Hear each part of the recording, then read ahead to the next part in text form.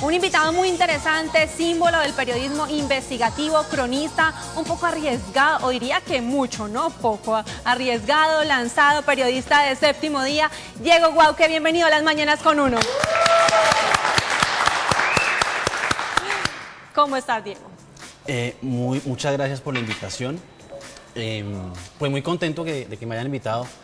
Y sabes también por qué, porque es que yo aquí Noticias 1 lo considero mi escuela de periodismo, porque yo empecé acá. Yo empecé aquí cuando yo estaba en la universidad, por allá en el año 2000, sexto, séptimo semestre, y yo arranqué acá haciendo deportes. Yo venía con NTC Noticias. Con NTC Noticias, ni siquiera llamaba Noticias 1. Sí. Y arranqué acá, mi jefe era Germán Arango, era la época en la que el director era Daniel Coronel. Sí.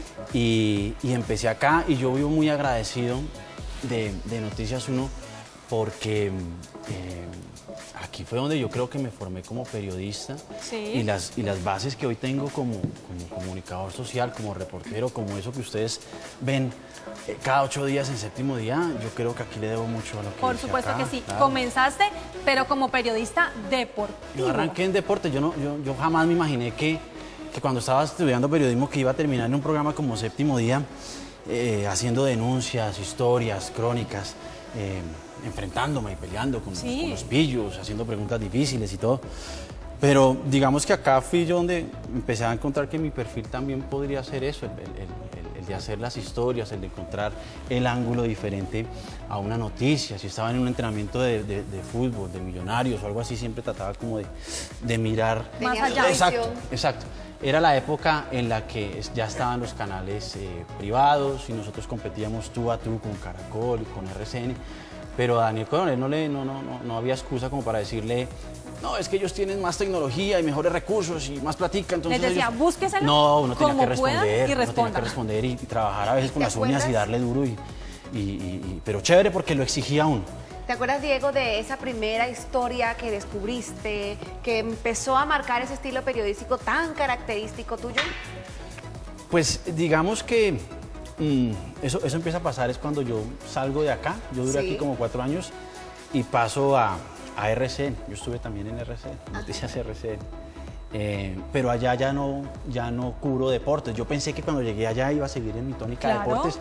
Y yo, no, yo quiero seguir en deportes. Me dicen, usted va a hacer las historias, pero ya no las historias de deportes. Usted va a hacer las historias, pero de Bogotá, de la ciudad y algunas del país.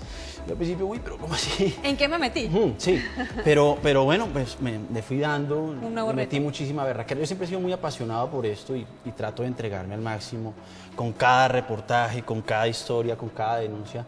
Y así fui dándole, y allá también aprendí bastante, otros 4 añitos. Sí. Y ahí empieza ya a mirar Manuel Teodoro. Te empezó a echar el ojito. Exacto. Empieza a echar el ojo y arranca Séptimo Día y empiezo otra etapa de mi carrera profesional en Séptimo Día, que este es el programa más exigente en el que yo he estado. Me imagino, claro, pero es un programa que yo le agradezco muchísimo, porque yo con cada historia aprendo cada vez más.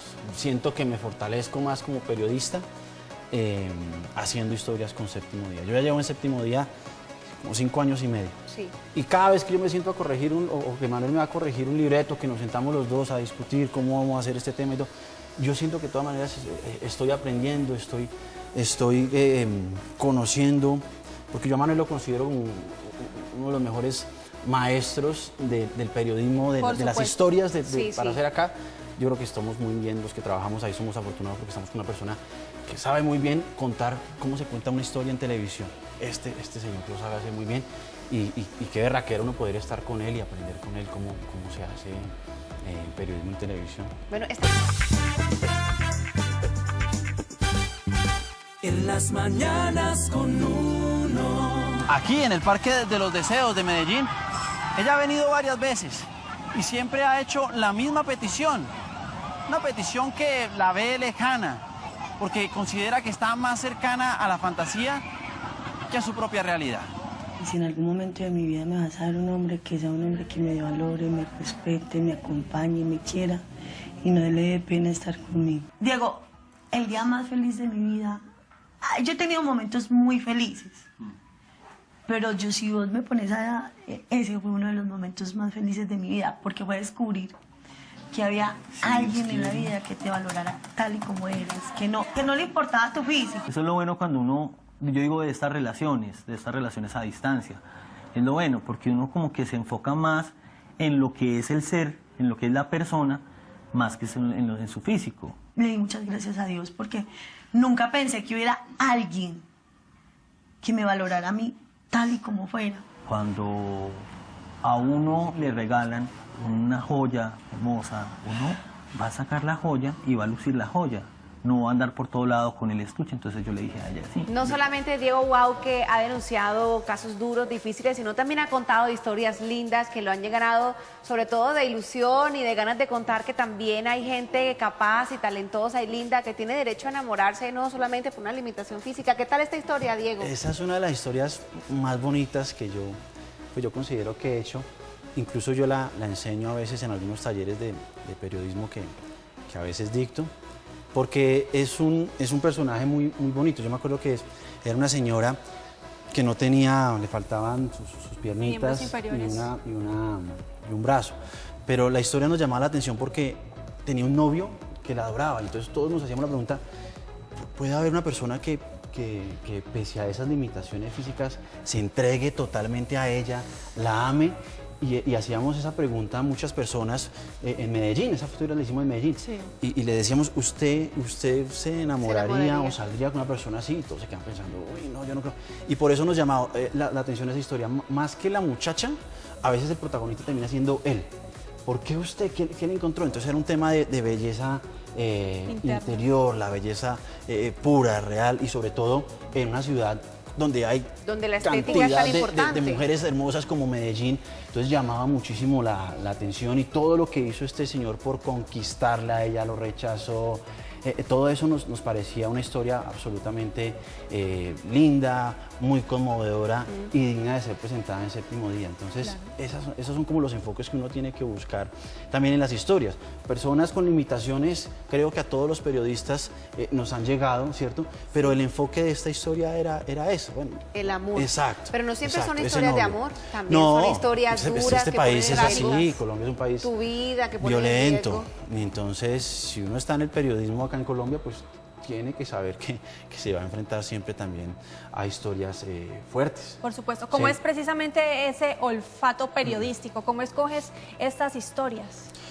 Nosotros tenemos pues como varios parámetros. Cuando vamos a hacer una denuncia, no solamente es una denuncia porque sí, sino que sea una denuncia que refleje una realidad, que es una denuncia, así sea en Bogotá, pero que tenga dimensión, es decir, que la persona que la está viendo en Medellín, en Riohacha, en La Guajira, en Amazonas, diga, eso también me puede estar pasando a mí. Sí, me están contando en Bogotá una historia de cómo están estafando en ese concesionario de carros, ¿cierto? Pero esa práctica que la están haciendo ahí, común también en mi tierra. Es común en mi tierra, exacto, ¿cierto? Entonces, me interesa verlo. Cuando el televidente se ve identificado en los protagonistas, en las personas que uno está mostrando, ahí la historia empieza a tener éxito. Si el televidente no se conecta con esa persona que uno está mostrando porque dice, eso creo que sí, pobrecito, pero eso no me va a pasar a mí nunca, porque, ¿cierto? Entonces no, pero si el televidente dice, oiga, eso que están diciendo ahí me pasó a mí, le pasó a mi mamá, o me podría pasar a mí y quiero verlo, ¿cierto? Y me están dando pautas para no caer en eso, ahí es cuando la gente le agradece sobre todo a uno. Al día siguiente dicen, oiga, qué chévere que usted me dio esas herramientas para no caer en eso, qué chévere que ustedes señalaron esa forma de actuar de ese violador, cómo estaban matando a esa persona. Esas son las cosas que uno siempre busca en un programa como Séptimo Día. ¿Cómo logras esos testimonios emotivos? Los testimonios emotivos, yo creo que uno como periodista también se vuelve un poquito como psicólogo, ¿cierto? Identifica los perfiles. Sí, es tener como esa capacidad para, primero, respetar mucho el dolor que está sufriendo esa persona e irse metiendo poquito a poco con él, conversando, entendiendo su dolor, qué fue lo que pasó, para que esa persona ya no te vea como alguien que acaba de llegar a su casa y que ve en televisión, sino que ya lo empieza a ver como alguien normal de su barrio o algo, y te empieza a contar su tragedia. Es como que esa persona se le olvide que yo llego con una cámara de televisión a grabar eso y desnude, se desnude y me cuente qué le está pasando. Eso depende también Lograr mucho de esa uno. confianza. Sí, que haya confianza, que la persona sienta, sobre todo que hay respeto, que uno no llegue ya todo a atacar y uno Sí, no solamente a sacar información, sino también que a uno- ponerse en que uno los entienda y zapatos que de la persona. la persona sienta que uno está también ahí Del lado muchas veces de para él. colaborarle, para respaldar, ¿cierto? Eso no quiere decir que uno vaya a tragar entero todo lo que le está diciendo la víctima. Hay Sí, víctimas que te importante. llegan a ti llorando, por favor, ese hospital dejó morir a mi niño, y no sé qué. Y uno a veces puede conmoverse por las lágrimas y el dolor, pero uno tiene que ser siempre muy investiga. escéptico. Uno tiene que ser muy objetivo. escéptico, ¿cierto? Así te lleguen llorando, implorándote. Ay, bueno, mi señora, pero ¿qué pruebas tiene usted de eso? ¿Cómo sabe usted que fue ese médico, ¿cierto? ¿Qué tal si vamos con usted iría con una cámara escondida para que me demuestre que ese médico actúa de esa manera? Uno empieza como a medirlo, ¿cierto? Si eso es verdad, usted ya fue a la fiscalía, ya puso una denuncia. No, no lo he hecho. ¿Por qué no lo has hecho? No, porque es que no funcionan y yo solamente confío en usted. Entonces uno dice, empiezas a pero ya sospechar. cuando te llegan con un respaldo, mira, está la denuncia, este es el fiscal, Aquí están llama las al fiscal, pruebas. tengo otros testigos. Hay personas que le llegan a uno ya está con mire, yo lo grabé con mi teléfono, chin, acá está. Entonces, Con bueno. pruebas. Exacto, que te llegan con pruebas. Mire, hay un estudio que dice que me está respaldando. Bueno, entonces uno dice, vamos a ver si podemos hacer la historia. Parece que sí es verdad lo que está diciendo la señora. Entonces son muchas cosas que uno empieza a mirar, a detallar cada vez Tener que en uno va a cuenta. realizar una historia. Diego, otra de las historias que no solamente impactó al país, sino también ha sido un ícono periodístico para todos nosotros y va a ser un ejemplo a estudiar y a seguir para investigar, Sí. es el caso Colmenares, Colmenares, sí. que conmovió al país y tú también lo has desarrollado mucho, ¿no? ¿Cómo te ha ido? ¿Cómo te fue? Con Colmenares creo que es la serie que más hemos hecho en Séptimo Día, porque yo recuerdo, yo ya alcancé, o hemos hecho como unas 11, 12 entregas de este caso. Ahí vamos, no hemos abandonado el caso, seguimos muy pendientes se de lo que resuelve, está. ¿sí o no? Nada que se resuelve, nada que se resuelve. Seguimos muy pendientes. No sé, han pasado muchas cosas que a veces queda como ese malestar. Yo creo que en este caso todos sabemos qué pasó, ¿cierto? Sí, Yo creo que aquí Nadie todos lo sabemos, dice en ¿cierto? voz alta. es cierto. Pero no sé si vaya, A pasar algo para más. dónde vaya el Si tendrá caso. un desenlace, ¿no? Porque Sí, se ha contado la historia desde larguísimo. todos Sí. los puntos de Ajá. vista, todo el mundo Sí. sacó su propia conclusión, Sí, pero todavía sí, la sí. justicia no se anima a actuar.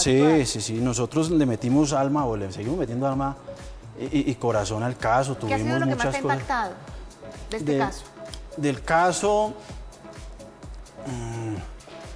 no sé, muchas cosas. Lo que pasa es que no quiero, o sea, es un caso que está todavía en proceso, Es vigente todavía. ¿cierto? Ya han demandado hasta los que hablan del caso, terminan hasta en la cárcel, los abogados y Toca todo. cuidarse mucho. Sí, a veces uno también ya se mide hasta para hablar de eso. O sea que no se puede conocer tu opinión personal del caso. Mejor no. Yo creo que me puedo meter ahí un poquito en líos ahí. ¿Qué se hace Sí. en esos casos donde el periodista, el cronista tiene ciertos detalles, tiene pruebas, pero hay personas, no hablando del caso Colmenares, en el caso que sea, que tiene pruebas, tiene evidencias, pero por cuestiones, por personas, por influencias, no se pueden mostrar? ¿Cómo te Nosotros, sientes? no, pues digamos que en Séptimo Día no es que pase eso. Si yo consigo una prueba y estoy seguro de que ese tipo es el asesino, de que ese tipo está estafando, está robando, Se presenta. yo las enseño. A veces nos pasa que nosotros conseguimos incluso antes pruebas que el Y se mismo las pasan a la fiscal, justicia. que las mismas autoridades. A veces sale el programa y el fiscal lo llama a uno, oye, ¿y ¿usted dónde consiguió ese audio? ¿Cómo consiguió ese documento? ¿Será que me puede ayudar a aportarlo? No quiere decir que nosotros seamos mejores investigadores que el fiscal. Un fiscal tiene una carpetota, 10 Sí. carpetas, ¿cierto? ¿Ustedes han Seguramente visto? le dirán a llegar esas Exacto, pruebas, tienen pero más adelante. 300 casos investigando y a veces uno está dedicado a uno o dos, pues obviamente puede hacer mejores avances que ellos, porque si me dedico ahí al tema y todo eso, y a veces la gente confía más en uno que en las autoridades, porque ven los resultados, porque la gente sabe que cuando un caso se vuelve mediático, las autoridades se despiertan y dicen, "Uy, tenemos que resolver eso, si no nos va a caer este señor a preguntarnos mañana y nos va a coger con los pantalones abajo y vamos a quedar con un zapato". Claro. Entonces, a veces funciona así y la gente lo conoce, la gente sabe que si a veces acuden, ni siquiera a Séptimo Día, cualquier medio de comunicación, puede haber justicia primero haciendo la tareita por ese lado. Entonces, es así, si tenemos nosotros nuestras pruebas, estamos seguros de que es verdad, pues las mostramos. Se presentan y se hace la denuncia. Las enseñamos. ¿Cuáles son las historias que más llegan a, digamos que a Séptimo Día para que se cuenten independientemente si se han contado o no. A nosotros nos llegan muchísimas, sobre todo denuncias. ¿De qué tipo? Denuncias de ¿Cuál todo, es el perfil denuncias de la salud, denuncias de movilidad, denuncias de corrupción, denuncias, mucha impunidad. Hay muchísimo, que me mataron a mi sobrino y nadie hace nada. De eso llega bastante. Este país es supremamente violento, entonces siempre tú que abres tu correo, consultas tu Twitter, tus redes sociales, siempre vas a encontrar sobre todo casos donde la gente está levantando la mano y pidiéndote por favor, no solamente estoy herido y dolido porque mataron a mi hijo, sino porque la justicia no está haciendo nada. Es cierto. No está haciendo nada, no puedo hacer mi luto tranquilo porque no está el asesino tras las rejas. Y eso es muy complicado para una familia. Cuando ve que tiene su ser querido ahí enterrado en un ataúd y el pillo paseándose, tranquilo, burlándose. Amparado en esta impunidad que reina muchas veces en nuestro país. ¿Cómo haces una entrevista o cómo debe ser una entrevista precisamente a un pillo, a un criminal, a un pillo, victimario? Sí, nosotros siempre tenemos como una cosita marcada acá en la frente y es, vamos a hacer las preguntas difíciles, vamos a hacer, Corchadoras. ¿no? Sí, que lo comprometan, ¿cierto? Que lo pongan a pensar. Y no las tenga preparadas. No solamente para el victimario, sino para la víctima. También. Vamos a sacar buenos fules, que son los testimonios, hay que preguntar difícil, no dejárselo con pan comido. Entonces, para hacer una pregunta, cuando uno se va a enfrentar con un tipo de estos, primero bien preparadito. O sea, no bien se puede preparadito. ligerito, sino bien Yo casi siempre plateado. trato, a veces no se puede, pero casi siempre trato de que el victimario sea la última persona que yo entreviste en mi reportaje. Eso quiere decir, ¿Para no perder la imparcialidad o qué? y sobre todo para tener conocimiento. Okay. Cuando yo llego a hablar con él, ya entrevisté al fiscal, ya entrevisté a los policías, ya entrevisté a la familia. Es decir, me da mayor conocimiento y ahora del vas caso. a la versión. Exacto. Entonces, cuando uno sabe, uno muchas veces dice, yo como que ya sé qué me va a responder este señor. Y yo me anticipo y digo, si él me llega a responder esto, yo le voy a contrapreguntar de esta manera. ¿Es cierto? Si él me llega a decir esto, yo o sea, ay tú haces maestro, como vea, un acá el as tengo bajo la manga. una Sí. cámara escondida acá donde usted está diciendo lo contrario, eso es mentira, pero mire, acá hay un estudio de la Procuraduría que dice que eso no es verdad, ¿cierto? Esos son los tipos de formas que uno tiene que tener para entrevistar. A veces me pasaba a mí que me exaltaba. Yo me exaltaba te y salías me de decía, casillas. hermano, se Somos les brotó humanos, aquí imagínate. la vena, la rabia. ¿Cierto? ¿Cómo? ¿Ya has aprendido a manejar eso? Sí, creo que ya lo he controlado. Creo que cuando uno llega a ese punto termina perdiendo. Y no hay nada mejor que botarle la pregunta de manera tranquila, calmada, así de frío. Responda como lo que responda. Exacto. ¿Usted mató a ese señor? ¿Sí o no? Ya, que no sé qué. No. ¿Sí o no, señor? No, que no lo maté. Pero aquí dice lo contrario. Hay 5 testigos que dicen que sí usted lo hizo. ¿Cierto? Así. Esa es la clave, decirlo tranquilo. No, usted mató a este... No juzgando. Sin miedo y sin pensar, ay, Dios mío, ¿qué voy a hacer? Porque ¿Cómo le hago para que no me responda? A veces sí, tener de pronto un poquito de carácter para hacer la entrevista y de sentarse, ¿cierto? Si tú lo haces con respeto, tú puedes preguntar lo que necesites, todo. ¿cierto? Siempre y cuando esa pregunta sea importante y le aporte a tu reportaje, pues es válido.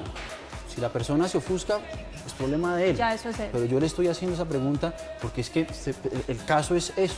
La Y es fiscalía clave lo esa está pregunta. investigando a usted por el asesinato de su esposa. Y yo por eso le quiero preguntar por eso. ¿Usted la asesinó, señor? ¿Sí o no? No la asesiné, no sé qué. Pero la fiscalía dice que encontraron un arma, por ejemplo, que está el salvoconducto es suyo, ¿cierto? Que usted estaba en ese momento en la casa. ¿Qué responde ante eso? No, que no sé qué, que es una trampa, que sí que... Ah, bueno, listo.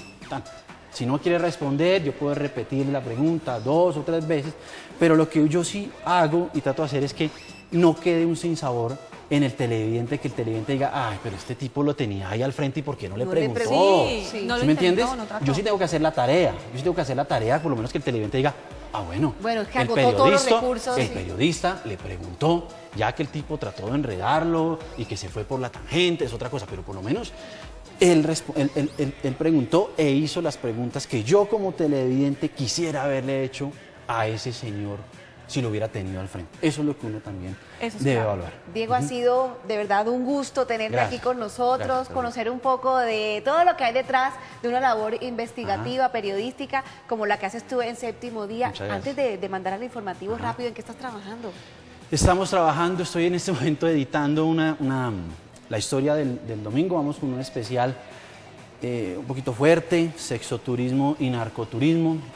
¿Qué tantos extranjeros realmente vienen a Colombia A a buscar visitar nuestros museos y monumentos o por drogas, por sexo, pedófilos? Estamos haciendo como un panorama de lo que ocurre en Cartagena, en Medellín y en Bogotá.